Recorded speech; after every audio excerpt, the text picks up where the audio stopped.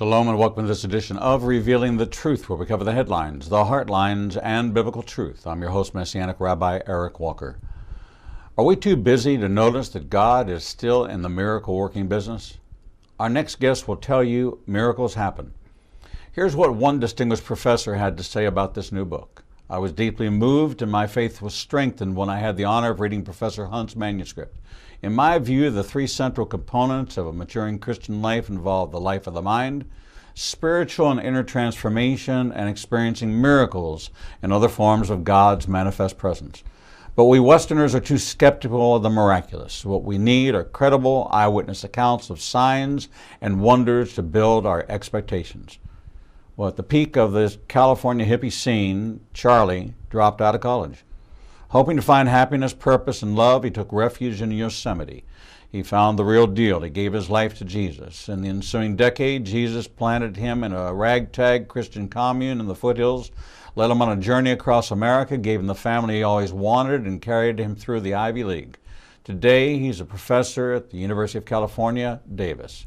Dr. Charles Hunt invites you to take this journey with him as he recounts the miracles in his life in this new book called Miracles in My Life. Dr. Charles Hunt, welcome to Revealing the Truth.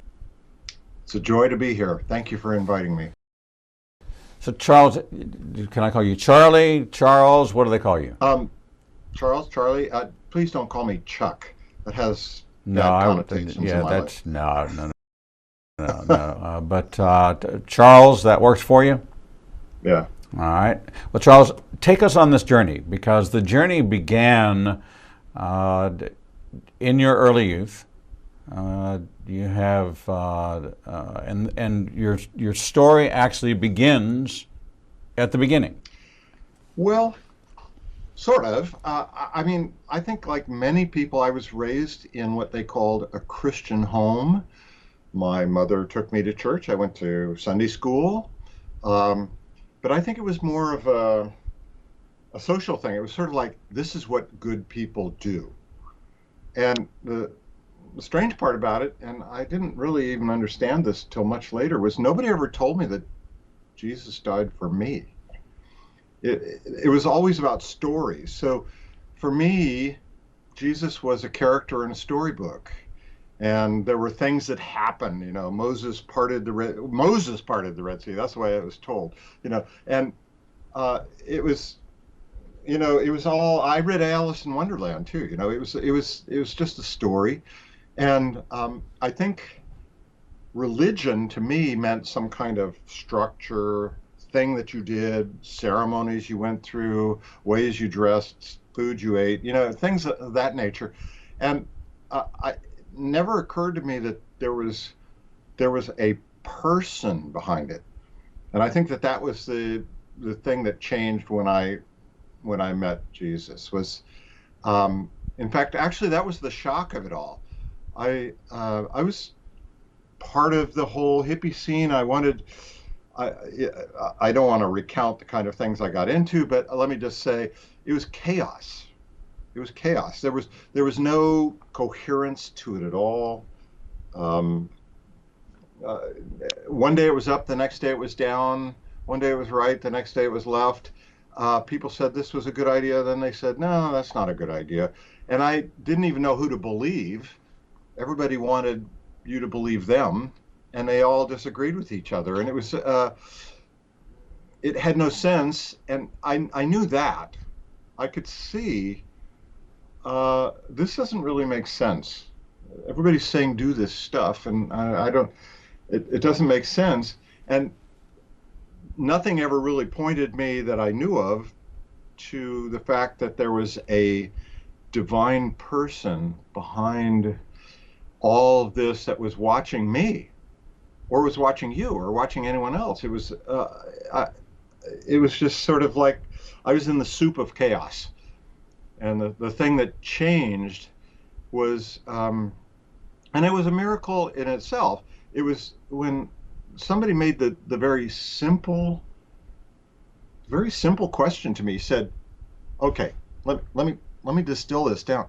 Do you want to accept Jesus?" And the sudden thing that happened to me was the realization, meet Jesus. We're we're not talking about a religious ceremony here.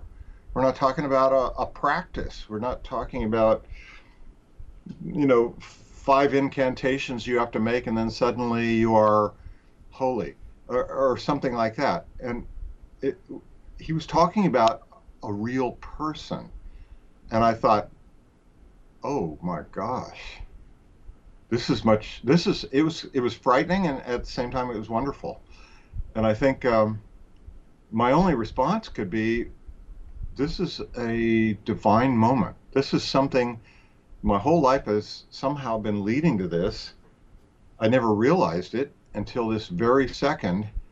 And, it was one of those capture the moment things. If you don't jump at this, you may never get another opportunity. That's probably not true. I probably would have gotten another opportunity, but it it, it was that person was saying that to me. It wasn't Bob Grenay, the guy that asked me that question. It was Jesus was asking me that question. And so that's what really changed. And I was 21. So I'd gone through quite a bit already. And I think that was the major change was the realization this is not a religion, this is a relationship. And making that transition from religion to relationship, in many senses, that's what the Apostle Paul talks about when he says we've passed from death to life. Wow. And that was a miracle in itself. Now, during this period of time, this was when you were in college, dropped out of college, went off to become work in the Park Service at Yosemite. Was all this going on at that time? Yeah, I was in the chaos when I was at college. In fact, I went to San Francisco State, and I went there because that was the place. That was the happening place. S.I. Hayakawa was the president of the university. He later became senator of California. He was a hero to the hippies. And so I felt like, well, I'm a California kid. I should go there. So that's where I went. And I went there, and it was chaos. I had one professor, a psychology professor, and he wanted to crack our backs in class. That was what being in a psychology class was about. I had another professor who was an astronomy professor, and he wanted to do the calculus of everything. And so there was no agreement between anything, and even that was chaos. And I had to get away. I thought, this is driving me nuts. I was doing fine. I did okay in my classes, but it had no sense. There was no purpose. There was no direction. And I thought, why am I doing this? And the answer was, who knows? So I thought, why don't I go do something where I can have some peace and I can meet some people and I can feel some joy, or what I thought would be those three attributes. And a friend called me and said, hey, they're hiring people in Yosemite at the Ahwahnee Hotel, busboys. So I said, okay, I'll go become a busboy. That's better than being a college student that's going nowhere. And so I went up and went to Yosemite, and it was while I was in Yosemite that I became a believer. So really part of a divine plan. What was going on with mom and dad at the time while you were on this journey of trying to find yourself? Oh, well, my dad at the time was very hostile towards any kind of religion. He had been raised in a very conservative, strict home where you don't smoke, you don't drink, et cetera, et cetera. And when he was 16, he left, and that was the end of it. So his attitude was, anything that has to do with God, go the other way. I don't want to have anything to do. My mother, on the other hand, she was a church-going person, which meant you went there on Sunday and you participated in the volunteer efforts of the church, and you worked in the thrift store that made money for the church, and but for her, the notion of a relationship with Jesus, I think, had sort of wafted away. She was not thinking about things like that at all, and her attitude was, oh well, come come on, Charlie. This is a phase. We all go through these phases. When I was your age, I went through my religious phase, and I was, oh yeah, yeah, my grandfather was a Baptist minister, and he was very happy about my religious phase and all this. You'll get over it. And I remember when she said that to me, I was thinking, I'm not going to get over this. You're wrong, Mom. In fact, I told her that. I said, no, no, I don't know what you had that was a phase, but this is not a phase. you know, um, uh, there's a song we even a worship song we sang on Sunday. The chorus of it goes, um, "Forever I'm changed. I'll never be the same because of your love, because of you, Jesus." I love that chorus. I'd never heard this song before last Sunday, and I just thought, wow, that is so true. Forever I'm changed. I'll never be the same. And that was different than the phase of your life kind of thing that my mother was singing. So I think I was pretty arm's length. They were worried that I'd get involved in some of these cults because there was the whole Jim Jones thing that had just happened, and everybody was very worried about religious fanaticism.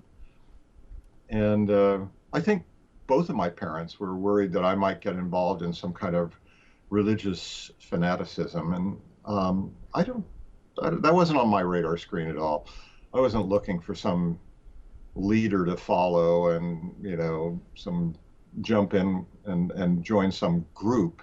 I was very interested in this relationship that I'd found because I'd never had a relationship before. I never had somebody where inside me there was someone that really wanted to be inside me and wanted me to be inside of him. I didn't understand that yet. The whole idea of being in him and being, one with Jesus, that was something I had to grow into through the Word of God. But it was the relationship part I understood, and that was something I wanted. So he started out with me where I was, sort of baby steps. Let's start here. You want a relationship? We got one for you. So you wound up joining a small church that you were able to get connected with, and part of your kind of life assessment is that you were going to remain celibate, that you were going to kind of live out this monastic life that was purely devoted to God, and girls weren't going to be a part of that. Maybe a little bit of it was you didn't feel like you were worthy or fitting of the attraction of girls, or this was just your religious commitment that you were going to make, feeling that you should take Paul's admonition that says if you can resist and live with it, then do so, but if not, then get married. Yeah, I had been before I met Jesus, I had been so completely consumed and wrapped up with this desire to meet somebody, the perfect somebody, and to have a girlfriend, and this was like the consuming thing for me. And so I think maybe it was backlash, I don't know, but I had to get away from that. It was distracting, wouldn't even be the right word. It was consuming. And so same thing with music. I played guitar. I wanted to be in a rock band. I played a lot of music, and I literally pushed my guitar under the bed and said, I'll look at that again someday. And it was like, I got to get away from these things that have really been eating me alive from the inside out. And so I started reading the Bible, and I just felt like, okay, it's not about girls, it's not about music, it's not about all these other things. I'm just going to read the Bible and see what it says, and get to know Jesus. And so I think I convinced myself. Maybe it was a defensive mechanism. I was convincing myself, I don't think I'm ever going to get married.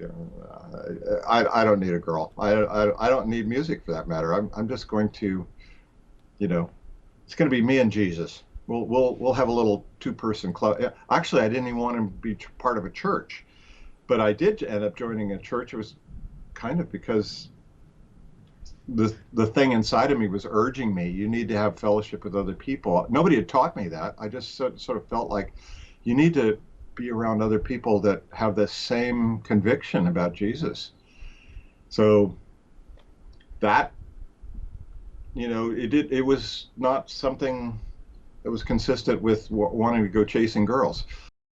So, well, as you look back on your experience at Yosemite and some of your climbing episodes, as you look back on them, you can see the miraculous hand of God in many of them as you describe them in the book. This leading you to this group of people that were gathering together, like-minded people. You fit in.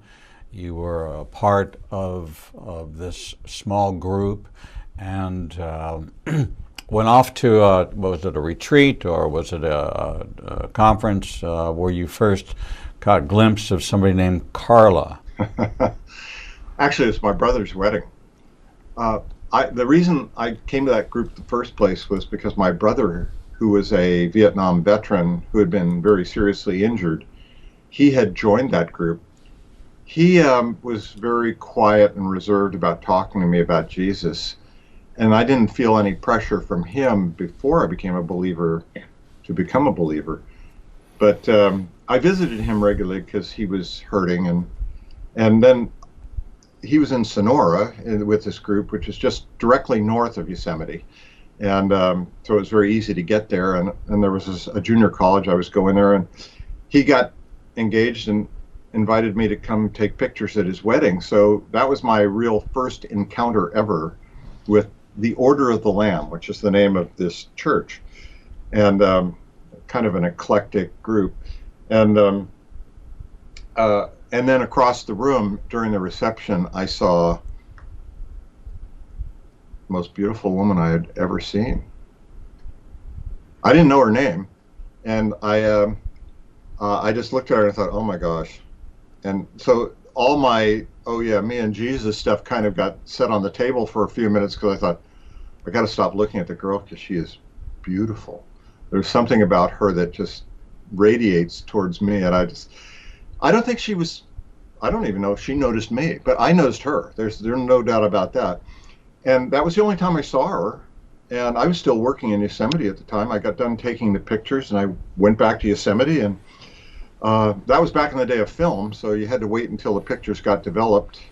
And then I came back to Sonora about a month later when I had all the pictures developed, and came to give the pictures to my brother and his new bride, and couldn't find them. So I went over to what was called the girls' house. This is where all the girls in this group lived. We call them girls, but they were 18 plus years old, women.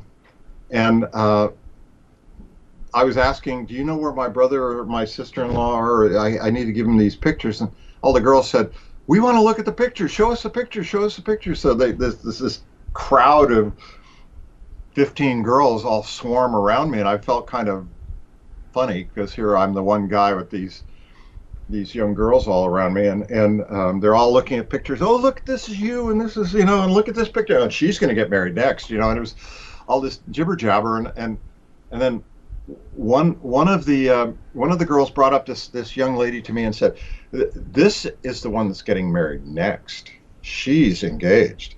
And I said, oh, hi, I'm Charlie. I'm John's brother. In fact, that's the way they called me. They didn't call me Charlie. They called me John's brother. And so they looked at me and said, are you gonna marry somebody? That's a very pointed question when you're surrounded by all these girls. And I just said, no, I don't think I'm ever going to get married. And the person on my left that I had not noticed said, yeah, me neither. And I turned to my left and I looked down, and it was Carla. It was that girl. I didn't even know her name. It was Carla. And I looked at her, at the same girl I'd seen at the wedding reception a month before. And I looked her right in the face, and I don't know that I would say it was an audible voice, but I had a compelling voice inside of me that said, "You're going to marry her." And I was shocked. I was shocked. I didn't say one more word. I just said, "I got to go." Put the pictures together, stuffed them in my briefcase. I found my brother eventually, gave them to him, went back to Yosemite, and I didn't see Carla again for a month or two. But yeah, I'm married to Carla. We have our 44th wedding anniversary coming up here in just a couple of weeks. So. Well, the whole story is a part of your miraculous journey, and the fact that your paths crossed several more times. There was really no interest whatsoever in a relationship. She was doing her thing. You were doing your thing. What ultimately brought the two of you together? Oh, that's a pointed question. Yeah, yeah. She. They say. There's an expression, a woman needs a man like a fish needs a bicycle. And I think that was her mantra. And I was interested in her, but she was not interested in me. And so for several years, even though we were part of the same church, she just wouldn't even so much as go out on a date with me. She even said, "I don't want to go anywhere with you because I don't want to give you the wrong impression. I don't want to give other people the wrong impression. We are not an item." And so that's the end of it, and she just sort of turned it off. I moved away. I moved to Salt Lake City. I got a job there. I was working, and I got a phone call. In fact, I got a phone call in church, which is funny because the church was a payphone. How they ever found me and found that payphone, I have no idea. But it was my dad back in California, and he said, "You need to come home right away. I went to and bought a ticket for you. Your mom's in a hospital. It's very serious. You need to come home right now." So after church that night, 10 o'clock, I got a 10 o'clock flight to California. Friends from Sonora picked me up. They took me to my mother's bedside in the hospital in Sonora. No, it was in Stockton, excuse me. And she had died. They had her alive on machines. They were going to give her organs to people that needed donations, her kidneys and so forth. And I never did get to say goodbye to her. So it was a very, very horrible moment for me. And my friends, they were friends from the church. They took me up to my brother's house in Sonora. He had been at the hospital earlier that same day, but I didn't see him there. When I got to my brother's house, Carla was on the front porch of the house. And when I got out of the car, she came running up to me and she threw her arms around me and she said, "Are you okay? Are you okay?" And I remember thinking, I'm really surprised to see you. And I'm really kind of surprised that you would be asking me that question and that you would be the first one to want to comfort me. It was very, very surprising. And I had a few days off from work to go be with my mom. My boss gave me free time, and I spent every day with Carla then. And by the end of the week, we sort of changed our mind about our relationship. And it was, I don't know, half a year later, something like that, we got married. It was amazing. It's one of the many miracles you define, excuse me, in the book. We're talking with Charles Hunt, author of the new book, Miracles in My Life. It's an autobiographical sketch of a series of occurrences and experiences that can be nothing less than miraculous. And things like this encounter with Carla, that God would speak into him and tell him that he was going to marry this woman, and all things in the natural pointed elsewhere, but it took in death for there to become new life. And that's a consistent theme of Scripture, and it's something that happened personally to Charles Hunt. We're going to take a short break, and when we come back, we're going to hear some more stories about their marriage, about their son, about some interesting, miraculous stories about their daughter, about his own vision, and other miracles that have occurred in Charles Hunt's life. We're going to take a short break, and we'll be right back. Shalom. I'm Messianic Rabbi Eric Walker, host of Revealing the Truth, Revealing the Bible, and Revealing Prophecy, seen every week on the Igniting Nation Broadcasting Network. Our daily on-demand programming is available on our Apple and Android apps and on Roku, Apple TV, Amazon Fire, and Android TV. We broadcast live Monday through Friday through our apps, on our website, ignitingnation.com, and on Facebook Live. You can listen daily on our audio platforms on Spotify, iTunes, TuneIn, and iHeart. Our lineup of best-selling authors bring you the most in-depth biblical insights into the most pressing issues of our time, including prophecy, Israel, spiritual warfare, and a wide variety of contemporary Christian issues impacting the body of Messiah around the globe. If you missed the live show, you can always catch up on the Igniting Nation YouTube channel. Follow us on social media and join us as we endeavor to heal the nations with the Word of God. With today's smartphone technology, news, information, sports, and entertainment is widely available and almost unbounded. But what about the information that believers in Yeshua are looking for? Well, now there's an app for that. Igniting a Nation now has apps available for Android and iPhone. With our app, you'll gain access to everything you would in our website, from our featured guests to our live streaming shows. Visit Google Play or the Apple Store and download Igniting a Nation's new app today. Shalom. I'm Messianic Rabbi Eric Walker, inviting you to study right by my side through the Biblical Truth Library. Imagine having access to over 1,000 hours of audio and video teachings available to you through our website on a subscription basis or via our Apple and Android apps on an a la carte basis. Whichever method you choose, we promise to deliver new insights into the living Word of God as seen through the eyes of a Jewish believer. If you hunger and thirst like millions around the world for a deeper walk with God and the revelation of new understanding of the Scriptures, visit ignitingnation.com and click on the Biblical Truth Library or on any device with our free app. Don't let another day go by without receiving your heart's desire for a new depth of understanding into all of God's Word. Shalom. I'm Messianic Rabbi Eric Walker, inviting you to join me and my special featured guests twice per month with Rabbi Zeb Parat and Carl Gallups, and monthly with Dr. Michael Heiser, Dr. Michael Lake, Dr. Timothy Jennings, Dr. Mark Baker, Dr. Jeffrey Johnson, Drs. Michelle and Mark Sherwood, Dr. Kim Moss, Derek Gilbert, Peter Rosenberger, Brandon Gallups, Steve Fair, Stephen Black, for in-depth insights into Israel, prophecy, the unseen realm, the brain, spiritual warfare, overcoming shame, mysteries of the Bible, prophetic insights, the sensational and the supernatural, caregiving, addiction recovery, understanding the divided heart, same-sex attraction, and much more. We're proud to feature some of the greatest biblical minds from both Israel and around the United States. Check out our featured guest lineup and 24/7 feed on ignitingnation.com or watch by topic on any device with our free apps. If you can't find what you need, you're just not looking in the right place. Follow us on social media and download our free apps today. Shalom.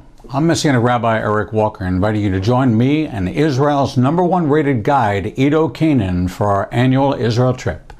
Our 2022 trip is now open for registration for our 18th trip to Israel. Our trip will take us from Tel Aviv to the Galilee, down to the Dead Sea, and 4 nights in Jerusalem. You will walk where Yeshua walked and watch the Bible turn from black and white to living color. Visit ignitingnation.com/events and download the registration form today. No, it's not too early to take advantage of our payment plan designed to fit any budget. All of our trips sell out, and we want you to experience this life-changing journey. Registration is now open for April 2nd to 13th, 2022, and we promise you, you will never read your Bible the same way again. Shalom and welcome back to this edition of Revealing the Truth, where we cover the headlines, the heart lines, and biblical truth. I'm your host, Messianic Rabbi Eric Walker, and we're talking with Dr. Charles Hunt, author of the new book, Miracles in My Life, chronicling the small, large, medium miracles as he recounts them from his youth into present day, how God has been present in a powerful and palpable way in his life. Charles, welcome back. Thank you. Charles, one of the things that was kind of noteworthy about the transformation you went through was a ride with a young lady in a car, and she was a hippie. She was in the make love, not war kind of setting, and made some advances or some suggestions to you, and you heard yourself speaking some words that might have surprised you or might have surprised anybody in that environment. Yeah, that's actually a pretty painful and personal story. I'd been to a Bible study. It was a Monday night. It had been a really wonderful Bible study. I felt really elated. I was driving back to where I was living. It was about 3 miles away. And in the early 70s, it was pretty common to pick up hitchhikers. I think it's less common now. And it was nighttime, and I was driving my pickup truck, and I saw somebody with their thumb out. I didn't even really see the person. I just saw them with the thumb out. I just thought, okay, I'll give them a ride, whatever. I'm not going very far, but they're probably just going to Columbia, which is north of here. So I stopped, and in hops this 18-year-old or so girl who is almost not dressed. And she was the picture of hippie attractiveness. And actually, before I'd become a believer, I'd only been a believer for maybe 8 months, something like that at that point. And I would say that I wasn't really recovered from, maybe I'm not recovered now. I wasn't recovered from all of the chaos that I had lived through for the years prior. And when she jumped in, my first feelings were more biological than spiritual. And I was like, oh, what have I done? What have I done? This was not a good idea. But it was too late. She was in the truck. I was driving down the road. And so I just looked ahead on the road, and I just thought, just drive to Columbia. I told her, I'm just going to Columbia. She said, that's fine. That's where I live. Go ahead and drive. I just need a ride home. And she did something that doesn't really happen with hitchhikers very often. She just kind of goes, do you know where there's a party happening tonight? And I said, no, I'm just coming from a Bible study at the Order of the Lamb. And she goes, oh, you're a Christian. I said, yes, I'm a Christian. That's right. Yeah. I tried not to talk to her. I didn't want to talk to her at all. I just wanted to keep my mind, look at the road. Don't pay attention to this person. I felt myself on the verge of getting into bad trouble. And she goes, a long pause, and she goes, well, tell me something. Is it true that Christians don't believe in premarital sex? And I said, that's right. We believe that we save ourselves for marriage, and that marriage is a divine institution from God, and that the sexual relationships between a man and his wife are special and holy. Or I said something like that. I can't remember what I said exactly, but it was something that I wanted to sound as distant from, hey, let's go to a party as I could make it. And she doubled down and said, well, why do you think something like that? Don't you know it really feels good and it's wonderful. And I was like, oh my gosh. Oh gosh. I almost had the urge to stop the truck and run away, leave her in the truck. I was like, oh no. And so finally she goes, oh, well, my place is over here. And I pull over, and she goes, hey, she was demanding, why don't you come inside? Let's talk about this some more. We need to talk about this some more. Come on inside. And she was really, really just urging me to come inside. And I was thinking, what do I do? What do I do? What do I do? But in my heart, I knew what I needed to do. And I said, I just can't do that. And she said, why not? Why not? And I just said, because God says no. That's all I could. I couldn't think of anything scriptural. I mean, I couldn't quote the Bible. I didn't know what to say. All I could say was, God says no. And she turned on me and with a harumph slammed the truck door and went marching into her place. And I went back to my place, and oh man, I was crying. I was crying. But it's neat because as soon as I got home and I started crying, I felt the presence that I had felt at the Bible study, which was so wonderful and so encouraging and so elating. The presence of his Spirit and the presence of that personal relationship with Jesus came right into my little cabin that I was living in. And I felt him coming along going, you're doing fine, Charlie. You're okay. It's okay. You left that behind you. You had basically, I hope you don't mind me saying this, but you had a frontal assault. You had an attack, came right at you, straight on. I empowered you so you could do it. It didn't look pretty, but we won the battle on that, Charlie. We won the battle on that, and I will reward you by comforting you. And I mean, that sounds kind of simplistic, doesn't it? But let me just say that is a miracle, because I think we very often are confronted with things where our body, our minds, our wants, it might be financial. In that case, it was sexual, but it could be anything that might stir us to do something that in our heart we know is wrong. And that's a battle. And God is there if we will hang on and let him work in us. And I think that was the lesson I learned from that particular miracle, that he intervened for me, and all I really had to do was let him do it. And then when I let him do it, the reward for trusting in him is the peace that passes any understanding, passes all understanding. That makes a lot of sense now, because why would I have peace then? It doesn't make sense then. That's why we call it the peace that passes all understanding. Right. Now, you've had other miraculous encounters. You had a situation with your son, Eddie. Oh, man. We recount that. In fact, actually, I gave a copy of the book to Eddie. He went right to that chapter first, and he read it. And both of us cried together about that.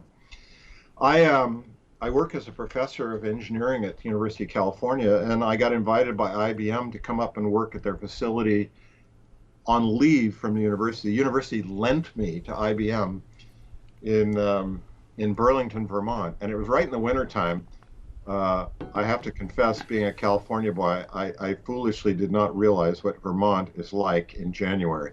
But I was there for 3 months over the winter, and thankfully we got housing at, of all places, Bolton Valley, which is a little ski resort outside of Burlington, Vermont. And I would commute down to the IBM facility. It was very convenient, and my wife and the kids, they stayed up at Bolton Valley. And there was a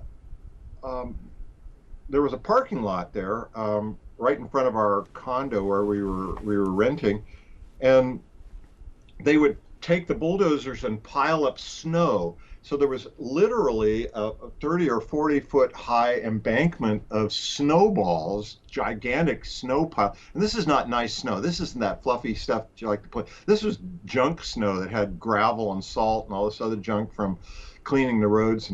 And, and it was all piled up in the parking lot out in front of our apartment. And I got back from work and I said, "Where's Eddie?" And Carla said, "He's outside playing. You probably should ask him." And Eddie at the time was 8 years old. And so I went outside and I called for him and didn't hear him. It was already dusk and it was getting really dark and I couldn't see anything. And I thought, Eddie, where are you? So I'd been sent outside to get firewood for our wood stove. So I got a big bundle of firewood. I was carrying it.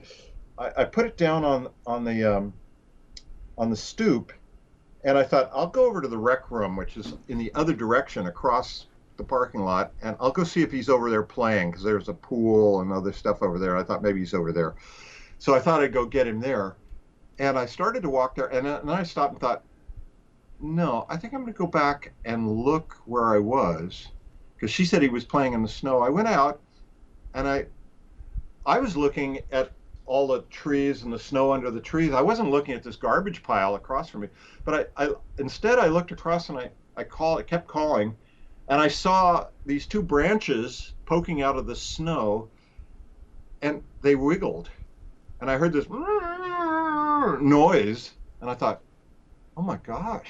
And I go running up this pile about 25 feet up, and it was my son, Ed, and he was trapped by about a 6 foot diameter boulder of snow, which he had been pushing around on this pile, thinking it was make a giant snowman, and he was below it, and it started rolling over, and he started running from it. He fell over. He fell down face first into the snow, and then the snowball went and pinned him down, and only his legs were exposed. And thankfully, God allowed him to be pinned down with his face in a footprint in the snow, like how your foot sinks into the snow, and his face was lodged in this footprint. And so there was just enough air to breathe in that footprint so he didn't suffocate. And he could kind of hear me, but he got so panicked because he'd been there several minutes and he was about to pass out. He threw up. He threw up in this thing that his face was trapped in. And when I got up there, I saw it was him. I picked up the snowball. I picked up the snowball and threw it across, and then I picked him up and ran inside with him in my arms, and he was just sort of draped like a wet jacket or something like that. And I got inside, and we were able to put him in a tub of tepid water and get his temperature back up. But if I'd gone over to the rec room, he would have died of hypothermia. He was already at the initiation of hypothermia, and it would have been too dark for me to find him. We wouldn't have found him probably till the next morning. And that was a miracle that God stopped me. I didn't realize it, but God stopped me and said, "Go back where you were and look over there." And I went back and looked a second time, which was sort of against nature, but I did it anyway. And there he was. So, and we remember that as a miracle that, he lives here in town. I have a grandson. He's very happy. He remembers that thing, although he doesn't remember a lot of details. He was half passed out when I picked him up, but he remembers now what had happened from all the other people that told him. And that was part of your impetus for writing the book, was to share your story with your family so they would know who you are, but it's taken on a larger life than that. You had your own personal encounter with your vision. What was behind the diagnosis and the ultimate outcome of that? This book is 28 specific miracles that I felt like God showed me to write. And I finished writing them. And then in May of 2018, I had something happen to my right eye, and I couldn't see. and friends encouraged me. They said, you shouldn't just ignore this. You go see your optometrist or see somebody. And so I called the optometrist. I went in the next day, and he had an appointment available for me, which is amazing. And he looked at things and he said, this is not an optometric problem. This is a medical problem. And I just want to say that that you should be. I am alarmed, and I don't use that term often with my patients. You should be alarmed. You should go see a doctor right now. So I called my doctor, and he said, oh, I've got an available appointment. Why, just come over right now.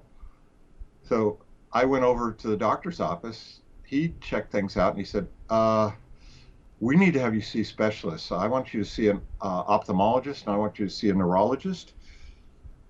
And it just so happened they had appointments at 8 o'clock the following day.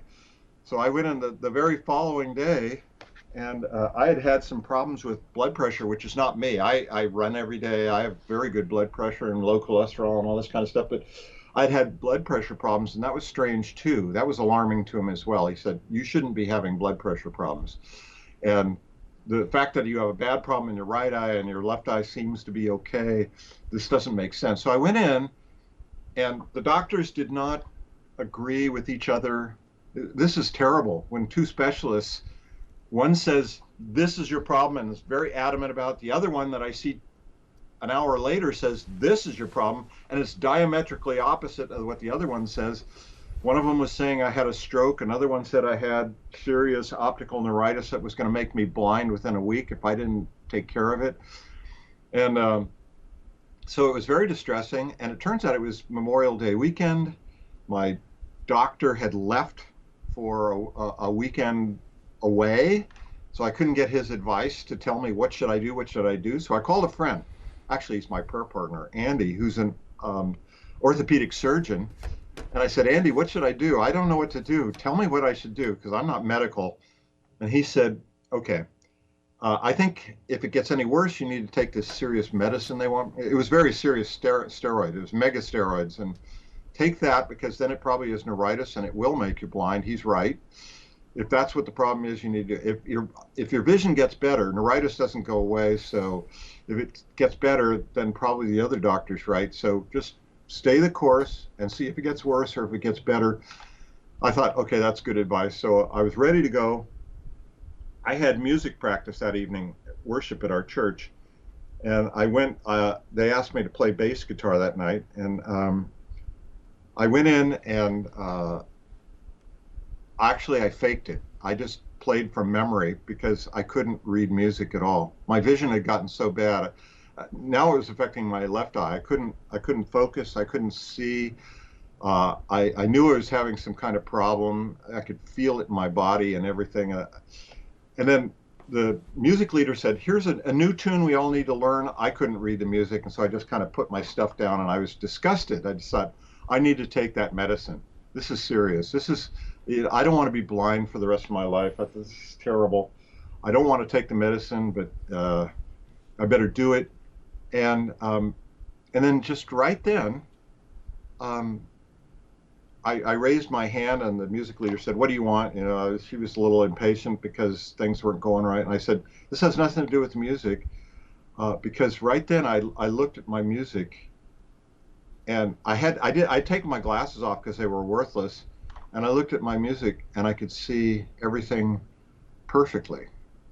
Now, I'd been wearing glasses ever since I was 16 years old. And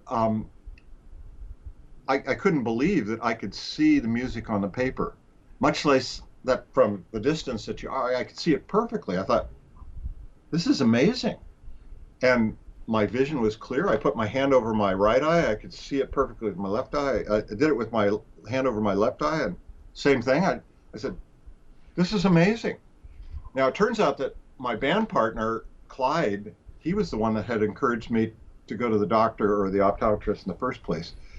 And he was sitting there smiling because he and his wife had spent the whole day praying for me. They knew I was seeing a specialist that day. And he was just elated. He was full of joy. And he said, I know what happened. I know exactly what happened. And To make a pretty complicated story short, I went and had an MRI anyway because the doctor said you should get this MRI. I went back to the ophthalmologist. They did a whole battery of tests, the same tests they had done 2 weeks earlier. And the ophthalmologist, she was very stoic about this, very quiet, and she looked at all the data and she just said, "I have no medical explanation for what I'm seeing here, because you don't have any of the problems that we were measuring 2 weeks ago. You don't even have traces of it.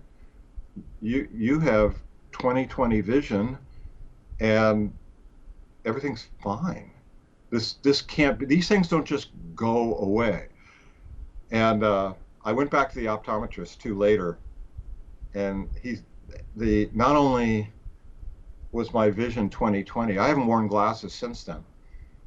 And not only is my vision 20/20, but I had in my left eye, I had a cataract, and the cataract was gone too. And I don't think it was about my vision. I think restoring my vision was something that God did to wake me up to the fact that He had healed my body of whatever the neurological or whatever problem was. And He wanted to teach me something about this. It was like, when you ask, I'm here. I answer. When you ask, I answer. And you and Carla and Clyde and his wife Katie and so many other people were praying. And so when the ophthalmologist said, "I have no explanation," I said to her, "Well, I think I know." And with a certain level of sarcasm, she goes, "Oh, do tell." She knows I'm not a medical person. I said, "I think God restored my vision." And I told her this whole story about how people have been praying for me and how miraculously during worship practice, my vision just went whoop back, and the whole greater problem, the blood pressure went back to normal. Everything was fine. Everything was fine again. And she didn't say anything. She just said, "Enjoy your 20/20 vision. Cancel your appointment for next week. You don't need me anymore." And I was a little disappointed that she didn't have more of a reaction. But what was interesting is one of my friends said, "You don't know what somebody had said to her the day before. You don't know what she'd been thinking about that morning. You don't know what was going on inside of her heart. So don't presume from her reaction you know what was going on." Amen. She just shared her story, that's all. That's it. We've been talking with Charles Hunt, author of Miracles in My Life. He's regaled us with several of them, but there are over 25 chronicled miracles that he shares that are a source of inspiration. Explanations, God. God is still in the miracle working business. Never stopped. And Charles wants you to, through his experience, open yourself up to the possibilities that God can perform miracles. If He can do it for Charles Hunt, lost as a hippie, found in a remote place, Yosemite, He can do it for you. Charles Hunt, thank you for sharing this story with us here on Revealing the Truth. God bless you. My pleasure. God bless you too. Thank you. We're going to take a short break, and when we come back, we'll bring you the next edition of Revealing the Truth.